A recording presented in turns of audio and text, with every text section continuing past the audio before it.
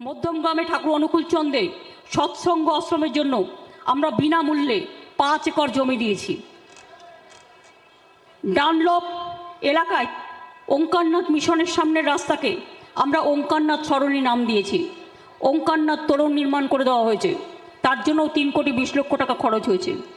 আজ বাংলা জুড়ে আমরা বিশেষ করে 400 কোটি টাকারও বেশি এই তীর্থস্থানগুলোর জন্য খরচ করেছি।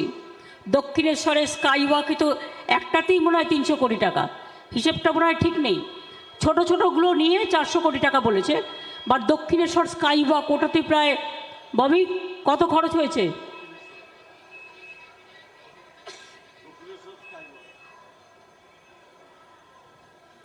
শুধু দক্ষিণেশ্বর স্কাইওয়াকেই প্রায় 80 কোটি 90 কোটি টাকা খরচ হয়েছে। কালীঘাট মন্দিরেও স্কাইওয়াক হচ্ছে। তারাপীঠ মন্দিরের জন্য আপনারা দেখবেন আমরা সব করে দিয়েছি। এমনকি পাথর চাপড়ি ফুরফুরা স্বরূপ তার ডেভেলপমেন্টের জন্য আমরা অনেক কাজ করেছি।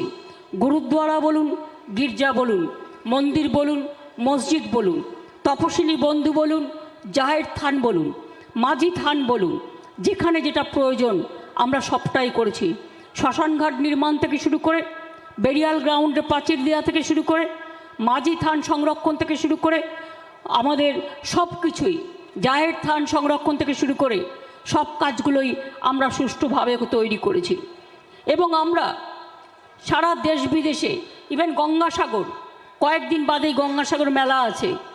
আগের বারে 70 লক্ষ মানুষ এসেছিল, এবারে হয়তো সংখ্যাটা আরও ছাড়িয়ে যাবে।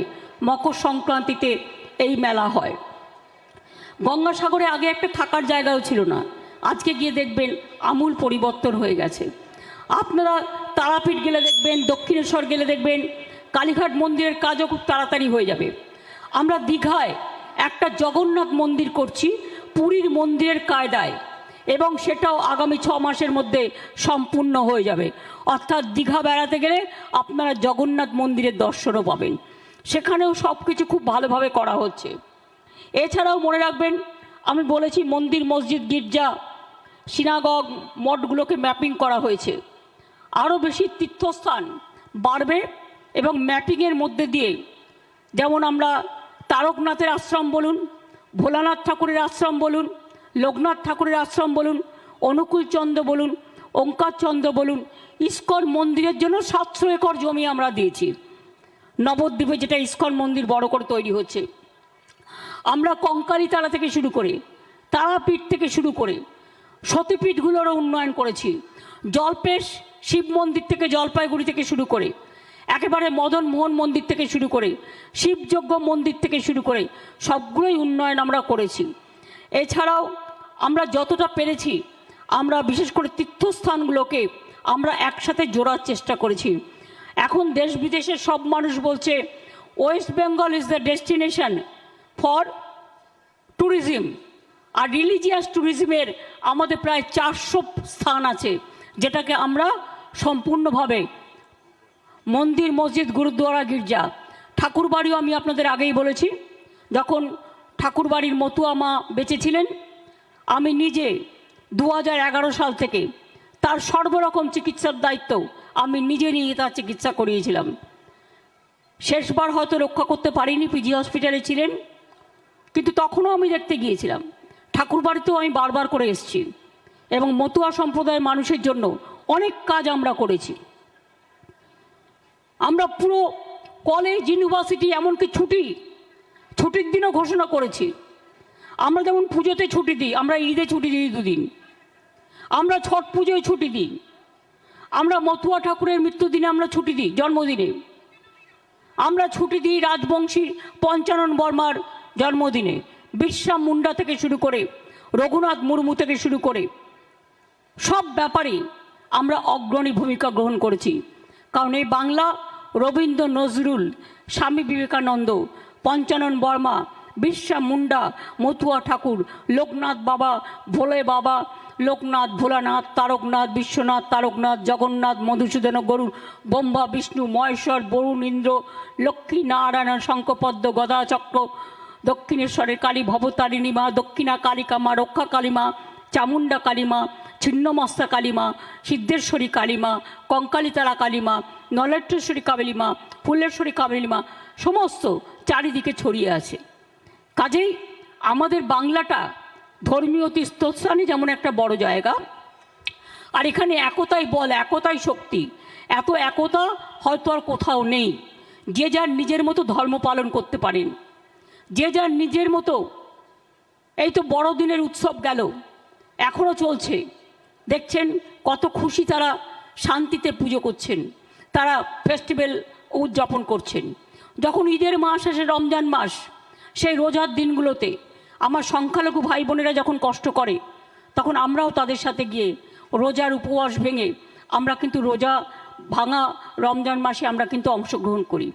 ঈদের দিনও আমি নিজে বেরোই ঈদ মোবারক করতে, ঈদের আগের দিনও চাঁদ মোবারক করতে আমি কিন্তু বেরোই। আমি সব প্রোগ্রামে সব মানুষের সাথে মিলেমিশে থাকতে চাই, কারণ মা মাটি মানুষ কোনো একজনকে নিয়ে নয়। মা অর্থাৎ মা, আম্মা, মাদার সবটাই এক। কাউকে আমরা মা বলি, কেউ মাকে আম্মা বলে, কেউ বা মাদার বলে, তফাৎ তো এটুকুই।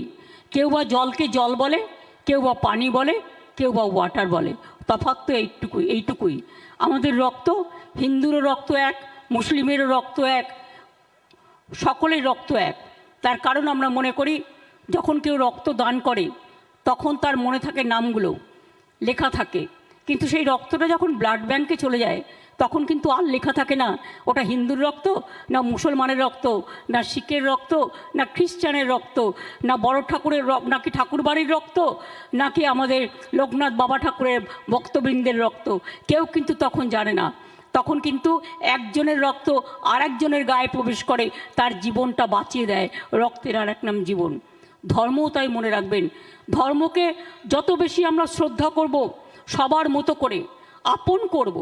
ধর্ম হচ্ছে মানবতার এক নাম, ধর্ম মানে ভালোবাসার এক নাম, ধর্ম মানে বিশ্বাসের এক নাম, ধর্ম মানে ভরসার আর এক নাম, ধর্ম মানে আস্থার এক নাম, ধর্ম মানে ভাগাভাগি নয়।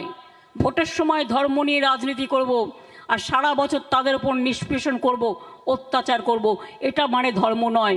ধর্ম নামে মানুষকে, মা যেমন মায়ের শাড়ির আঁচল দিয়ে বাচ্চাদের কাছে টেনে নেয়, বাচ্চাদের ভালোবাসা দেয়, মায়ের শাড়ির আঁচল তাদের আশীর্বাদের মূল মন্ত্র। সেই রকম মনে রাখবেন আমাদেরও ধর্ম মানে সকলকে কাছে টেনে নিয়ে সকলকে ভালোবাসা, সকলকে আমন্ত্রণ জানানো। যে কথা রবীন্দ্রনাথ ঠাকুর বলে গিয়েছিলেন, সবারই করি আহ্বান, এসো উৎসুক চিত্ত, এসো আনন্দিত প্রাণ। অথবা নজরুল বলেছিলেন, সাম্যের গান গাহি, আমার চক্ষে পুরুষ রমণী কোনো ভেদাভেদ নাহি, বিশ্বে যা কিছু মহান সৃষ্টি চিরকল্যাণকর, অর্ধেক তার করিয়াছে নারী, অর্ধেক তার নর। বাংলার আওয়াজ, বাঙালির আবেগ, জি 24 ঘন্টা।